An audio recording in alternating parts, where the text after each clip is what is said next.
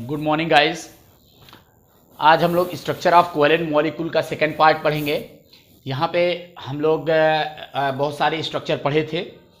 आज हम लोग सेकेंड पार्ट में ऑक्सो एसिड का पढ़ेंगे और साल्ट ऑफ ऑक्सो एसिड का पढ़ेंगे और डी ब्लॉक एलिमेंट का पढ़ेंगे और आयनिक कॉम्प्लेक्स का स्ट्रक्चर पढ़ेंगे। हमें 4 पार्ट में इसको पढ़ना है। ऑक्सो एसिड का स्ट्रक्चर कैसे वैलेंस बॉन्ड थ्योरी उसको डिस्क्राइब करती है और ऑक्सो एसिड के साल्ट का स्ट्रक्चर कैसे डिस्क्राइब करती है और डी ब्लॉक एलिमेंट का स्ट्रक्चर कैसे डिस्क्राइब करती है और आयोनिक कॉम्प्लेक्स का स्ट्रक्चर कैसे डिस्क्राइब करती है, वो सारे एग्जाम्पल हम इस पे बनाएंगे और सारी चीज़ें हम उसको देखेंगे। अब आ जाते हैं सबसे पहले हम ऑक्सो एसिड का स्ट्रक्चर देखने। पहले हम देखेंगे ऑक्सो एसिड। ऑक्सो एसिड तो ऑक्सो एसिड पहले समझ लें कि ऑक्सो एसिड जो है हाइड्रोजन मतलब हाइड्रोजन का एसिड होता है, जैसे H2SO4 HNO3 और जो है H4 P2O7 इस तरह के ये सारे ऑक्सो एसिड कहलाते हैं। तो यहाँ पे देख लेते हैं, जैसे फॉर एग्जांपल H2SO4 को हमको बनाना है H2SO4। तो ऑक्सो एसिड में हमेशा बेसिसिटी देखी जाती है, एसिड की हमेशा बेसिसिटी देखी जाती है और बेसिसिटी के बिना पर, बेसिसिटी के बेस पर हम स्ट्रक्चर बनाएंगे। तो अगर इसमें देखें तो इसकी कितने बेस निकलेंगे, OH, जैसे चार ऑक्सीजन है 2 हाइड्रोजन है, लेकिन 2 हाइड्रोजन है तो OH 2 ही निकल पाएंगे। तो X = इसका कितना होगा 2। X क्या है, basicity of the sulphuric acid. Acid की हमेशा बेसिसिटी होती है और बेस की हमेशा एसिडिटी होती है। तो X = 2। अब इसका स्ट्रक्चर बनाना है। पहले और देख लेते हैं, सल्फर किस पीरियड में आते हैं, 3rd पीरियड में आता है। तो अगर सल्फर 3rd पीरियड में आता है तो जाहिर सी बात है उतने बॉन्ड बनाएगा जितना इसका वैलेंसी शेल इलेक्ट्रॉन होगा, और वैलेंसी शेल इलेक्ट्रॉन कितने बराबर होता है, उसके ग्रुप नंबर के बराबर होता है। ये चीज़ हम लोग पढ़ लिए हैं। तो सल्फर, अब हमें करना है कि डाईवैलेंट जो एटम होंगे वो डबल बॉन्ड बनाएंगे, मोनोवैलेंट एटम होंगे वो सिंगल बॉन्ड बनाएंगे। तो पहले तो हम 4 ऑक्सीजन है तो 2 ऑक्सीजन को तो हम निकाल देंगे, डाईवैलेंट से निकाल देंगे। निकाल दिया हमने 2 ऑक्सीजन को, क्योंकि ऑक्सीजन डबल बॉन्ड मतलब डाईवैलेंट है, ये भी ऑक्सीजन डाईवैलेंट है। अच्छा, ऑक्सीजन जो है ये सेकंड पीरियड का एलिमेंट है नहीं, मतलब 3rd पीरियड का एलिमेंट है नहीं, इसलिए ये अपने वैलेंसी के ना बराबर बनाएगा। जो सेकंड पीरियड के एलिमेंट होंगे वो वैलेंसी तक, जितनी उनकी वैलेंसी होगी उतना बॉन्ड बनाएंगे, और जो 3rd पीरियड एलिमेंट होंगे वो वैलेंसी शेल इलेक्ट्रॉन के बराबर बॉन्ड बनाएंगे। अब ये हो गया हमारे पास OH कितने हैं, 2 OH हैं, 2 OH हैं। अब इन OH को सेट करना है। अब अच्छा, यहाँ पे एक चीज और है कि सल्फर ही लिया गया है सेंट्रल एटम के रूप में। अब सेंट्रल एटम बता चुके थे कि सेंट्रल एटम वो होते हैं जिनकी लीस्ट इलेक्ट्रोनेगेटिविटी होती है और उनकी वैलेंसी कम होती है। तो ऑक्सीजन और सल्फर एक ही ग्रुप के हैं तो वैलेंसी तो इसकी बराबर है, क्योंकि दोनों एक ही ग्रुप के मेंबर हैं, लेकिन इलेक्ट्रोनेगेटिविटी इसकी कम है। सल्फर की इलेक्ट्रोनेगेटिविटी ऑक्सीजन की तुलना में कम है, इसलिए सल्फर जो है सेंट्रल एटम का काम करेगा। अब यहाँ पे आ जाते हैं ऑक्सीजन, यहाँ पे भी लिख देंगे ऑक्सीजन। कितना हो गया, ऑक्सीजन, लेकिन ऑक्सीजन तो डाईवैलेंट है तो 2 बॉन्ड बनाएगा, ये हो गया हाइड्रोजन और ये हो गया हाइड्रोजन। इसी तरीके से स्ट्रक्चर बनेगा। सल्फर के कितने पास है, 6 कितने बॉन्ड है, 6 बॉन्ड है सल्फर के 6 बॉन्ड इसलिए है क्योंकि 3rd पीरियड का एलिमेंट है। ये सब चीज समझ लिए थे। उसके बाद आ जाते हैं HNO3। दूसरा स्ट्रक्चर क्या है, HNO3 नाइट्रिक एसिड। इसमें देख लेते हैं X कितने निकलेंगे, OH 1 निकलेगा, X = 1। तो इसकी बेसिसिटी कितनी है, 1 है। अच्छा, इसमें देख लेते हैं कि नाइट्रोजन या ऑक्सीजन कौन सेंट्रल एटम होगा। सेंट्रल एटम कौन होता है, जिसकी जो है वैलेंसी ज्यादा होती है और इलेक्ट्रोनेगेटिविटी कम होती है। तो वैलेंसी किसकी ज्यादा है, नाइट्रोजन की ज्यादा है, क्योंकि नाइट्रोजन 5वें ग्रुप का मेंबर है और 5वें ग्रुप का मेंबर है तो इसकी वैलेंसी कितनी होगी, 3 होगी, जबकि ऑक्सीजन की वैलेंसी 2 होगी। तो इसके बिना पे नाइट्रोजन हो जाएगा सेंट्रल एटम। अब यहां पर 2 बातें हैं कि भाई नाइट्रोजन बॉन्ड कितने बना सकता है, केवल 3 बॉन्ड बना सकता है, 3 बॉन्ड बना सकता है, क्योंकि नाइट्रोजन थर्ड ग्रुप का एलिमेंट है, थर्ड ग्रुप का एलिमेंट है और सेकंड पीरियड का एलिमेंट है, नहीं सेकंड पीरियड का एलिमेंट है, सही है, सेकंड पीरियड का एलिमेंट है।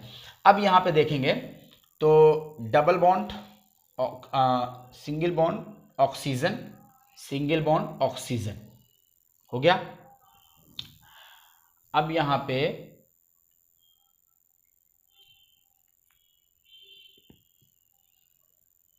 सिंगल बॉन्ड ऑक्सीजन, तो नाइट्रोजन के कितने बॉन्ड हो गए? 3 बॉन्ड हो गए। अब नाइट्रोजन तो बॉन्ड बना नहीं सकता, तो इसलिए ये क्या करेगा, अपने लोन पेयर को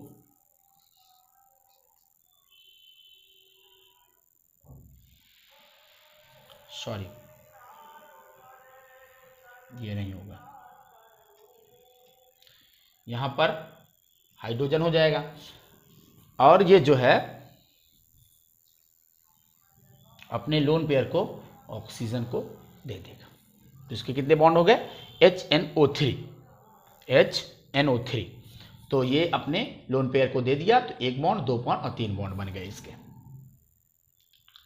तो ये कौन सा बॉन्ड है? कोऑर्डिनेट बॉन्ड है, कोऑर्डिनेट।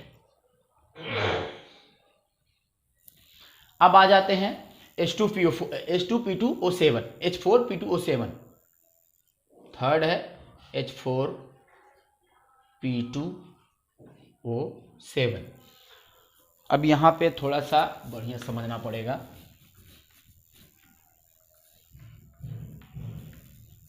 H4P2O7, तो यहाँ पहले हम सेंट्रल एटम जान जाते हैं। तो सेंट्रल एटम कौन सा है? फास्फोरस। क्यों? क्योंकि इसकी वैलेंसी ज़्यादा है, ऑक्सीजन की वैलेंसी कम है। तो फास्फोरस कौन सा मेंबर है? थर्ड ग्रुप, 5th ग्रुप का मेंबर है, तो इसकी वैलेंसी ज़्यादा है। तो P2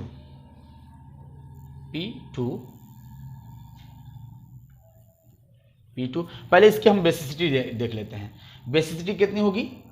X = 4 होगी। तो phosphorus, oxygen and phosphorus, P2 हो गया। O7 हमें करना है, इसका डाइवेलेंट हो गया। अब यहां पर हम ऑक्सीजन के साथ हाइड्रोजन ऐड करेंगे, एक बेसिसिटी पूरी हो गई। इसके साथ नहीं, इसके साथ हम ऑक्सीजन ऐड करेंगे और एक बेसिसिटी पूरी हो गई। अब यहां पे देख लेते हैं, ऑक्सीजन ऐड करेंगे और हाइड्रोजन ऐड करेंगे, तो 1 2 और 1, अभी ये 3 होगी। तो अब चौथा आ जाता है ऑक्सीजन और हाइड्रोजन। अब यहां पे देख लेते हैं कितने ऑक्सीजन हो गए। 1 2 3 4 5, 5 ऑक्सीजन हो गए। फास्फोरस कितने बॉन्ड बना सकता है? H4 है ना, H4P2O7। तो फास्फोरस को हम पहले ये देख लेते हैं कि फास्फोरस जो है कितना बॉन्ड बना सकता है। पहले तो ये देखेंगे फास्फोरस सेकंड पीरियड का है या थर्ड पीरियड का है। तो थर्ड पीरियड में कौन आ रहा था? ये थर्ड पीरियड में आ रहे थे, थर्ड पीरियड में आ रहे थे। तो फास्फोरस कितना बॉन्ड बना सकता है? फास्फोरस 5 बॉन्ड बना सकता है, क्योंकि थर्ड पीरियड का एलिमेंट है, थर्ड पीरियड का एलिमेंट है, 5th ग्रुप का एलिमेंट है। अगर ये थर्ड पीरियड का एलिमेंट है तो हमने कहा था थर्ड पीरियड के जो एलिमेंट होंगे वो अपने वैलेंसी शेल इलेक्ट्रॉन के बराबर अपना जो है बॉन्ड बना लेंगे। तो थर्ड पीरियड का एलिमेंट है और इसलिए जो है ऑक्सीजन, हाइड्रोजन, 1 2 3 4, ये नहीं होगा। डबल बॉन्ड ऑक्सीजन कितने हो गए? 3 2 5, डबल बॉन्ड ऑक्सीजन। अब मैच करा लें। H4P2O7 था, H4 1 2 3 4, इसकी बेसिसिटी हो गई, OH के साथ बेसिसिटी इसकी हो गई। P2 1 2 1 और 2, P2 हो गया। और O7 1 2 3 4 5 6 7, 7 हो गए। और जो है जो फास्फोरस के बॉन्ड होंगे कितने, 5 बॉन्ड होंगे।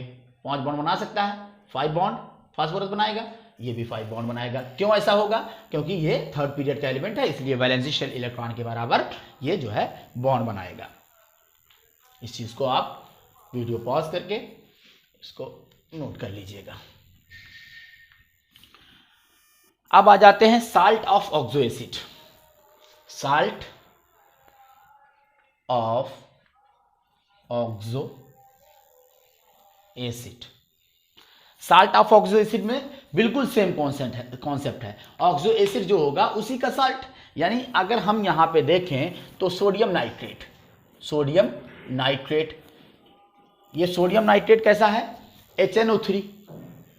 जैसे HNO3 है, यहां पर इसका हाइड्रोजन हट गया है सोडियम से, हाइड्रोजन जो है रिप्लेस हो गया है सोडियम से, तो ये नाइट्रिक एसिड है, इसी का साल्ट है सोडियम नाइट्रेट। तो वही कॉन्सेप्ट अपनाएंगे जो नाइट्रिक एसिड में कॉन्सेप्ट अपनाते थे, क्या कि नाइट्रोजन है, nitrogen single bond oxygen, single bond oxygen, और ये इसका जो है क्या करेगा, ये ऑक्सीजन को कोऑर्डिनेट बॉन्ड दे देगा, मतलब लोन पेयर दे देगा। अब यहां पर आती है इसकी जो है बेसिसिटी कितनी है। बेसिसिटी अगर इसके बिना पे देखें तो बेसिसिटी 1 है, x इज इक्वल टू कितना है, 1 है। तो यहां पे यही काम करेंगे, यहां सोडियम लिख देंगे। अच्छा, चूंकि सोडियम जो है इलेक्ट्रोपॉजिटिव है, सोडियम इलेक्ट्रोपॉजिटिव है और ऑक्सीजन इलेक्ट्रोनिगेटिव है, ये मेटल है और ये नॉन मेटल है, तो ये क्या करते हैं, ऑक्सीजन पे माइनस चार्ज जाएगा और ये जो है इलेक्ट्रोवैलेंट बॉन्ड बनाएंगे। इलेक्ट्रोवैलेंट बॉन्ड को हम इसी तरीके से डॉट डॉट स्ट्रक्चर से दिखाते हैं। तो ये हो गया, इस तरीके से हम साल्ट ऑफ ऑक्सो एसिड को रिप्रेजेंट करेंगे। अब आ जाते हैं हम लोग जो है एक इसका एग्जाम्पल पढ़ लिए, अब हम लोग डी ब्लॉक एलिमेंट के बारे में पढ़ लेते हैं। डी ब्लॉक एलिमेंट जो होंगे उनका किस तरह से स्ट्रक्चर बनेगा वैलेंस बॉन्ड थ्योरी के अकॉर्डिंग। डी ब्लॉक एलिमेंट, इसका देख लेते हैं। तो डी ब्लॉक एलिमेंट में जो सेंट्रल एटम होगा उसका जो ऑक्सीडेशन नंबर होगा, बहुत इंपॉर्टेंट है, जितना ऑक्सीडेशन नंबर होगा जो डी ब्लॉक एलिमेंट है, वो जो सेंट्रल एटम है उसका जो भी ऑक्सीडेशन नंबर होगा उस ऑक्सीडेशन नंबर के बराबर जो है वो बॉन्ड बनाएगा। जैसे फॉर एग्जांपल आ जाता है KMNO4, KMNO4। तो हम ऑक्सीडेशन नंबर कैसे निकालें, जब हम ऑक्सीडेशन और रिडक्शन पढ़ाएंगे तब उसमें बताएंगे ऑक्सीडेशन कैसे निकाला जाता है, रिडक्शन कैसे निकाला जाता है। लेकिन फिलहाल ये समझ लीजिए कि 2 चौक 8 और 8 में से 1 गया 7, तो इसका ऑक्सीडेशन नंबर आ जाएगा +7। यानी अब ये जो मैग्नीज है ये कितने बॉन्ड बना सकता है, +7 बॉन्ड बना सकता है। तो इसका स्ट्रक्चर हम यूं देखेंगे, यानी मैग्नीज अब 7 बॉन्ड बना सकता है, मैग्नीज 7 बॉन्ड बना सकता है। तो ऑक्सीजन, ऑक्सीजन पहले हम ऐसे लिख देते हैं, हालांकि डबल बॉन्ड सब है, डबल बॉन्ड ऑक्सीजन और डबल बॉन्ड ऑक्सीजन, ये हो गया, ये हो गया। अब यहां पर हम सिंगल बॉन्ड ऑक्सीजन और के, सिंगल बॉन्ड ऑक्सीजन के, ये देख लिया, ओके ओके, ये यहां पे है। तो मैग्नीज के कितने बॉन्ड हो गए, 2 4 6 1 7 मैग्नीज के बॉन्ड हो गए, और ओके है और डबल बॉन्ड होगा, डबल बॉन्ड होगा, डबल बॉन्ड होगा। ये डाइवैलेंट एटम है तो 2 बॉन्ड बनाएंगे, KMNO4 हो गया। इसी तरीके से K2MNO4 देख लेते हैं,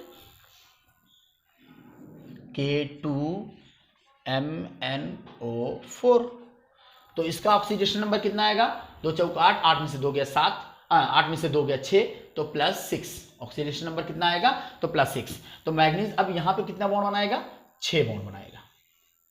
manganese double bond oxygen, double bond oxygen, single bond okay और single bond okay.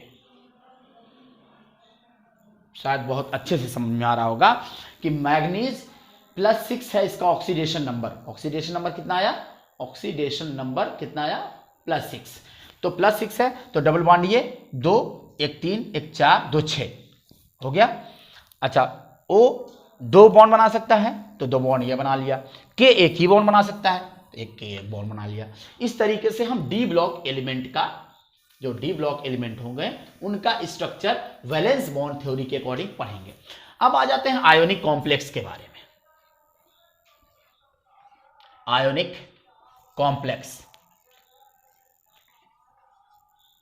Ionic complex जैसे फॉर एग्जांपल K4FeCN का होल 6।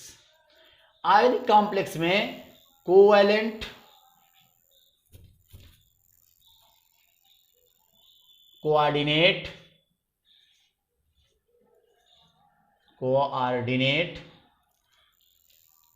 आयोनिक सारे बॉन्ड बनते हैं। जो भी आयोनिक कॉम्प्लेक्स होगा उसमें कोवैलेंट, कोऑर्डिनेट और आयोनिक सारे बॉन्ड बनेंगे। तो आज हम लोग स्ट्रक्चर ऑफ कोवैलेंट मॉलिक्यूल पूरा पढ़ चुके। तो इससे पहले लेक्चर में हम लोग स्ट्रक्चर ऑफ कोवैलेंट मॉलिक्यूल पढ़ रहे थे वैलेंस बॉन्ड थ्योरी के अकॉर्डिंग। वो पार्ट फर्स्ट था, ये पार्ट सेकंड है। और इस तरह से वैलेंस बॉन्ड थ्योरी खत्म होती है। अब हम आगे पढ़ेंगे पोलराइजेशन। वैलेंस बॉन्ड थ्योरी में ही पोलराइजेशन है, सॉरी, वैलेंस बॉन्ड थ्योरी में ही पोलराइजेशन है। अब पोलराइजेशन के बारे में पढ़ेंगे, वहाँ पर फजांस रूल और ये सारी चीज़ें पढ़ेंगे। तो वीडियो अगर अच्छी लगे तो लाइक, शेयर, सब्सक्राइब जरूर करें।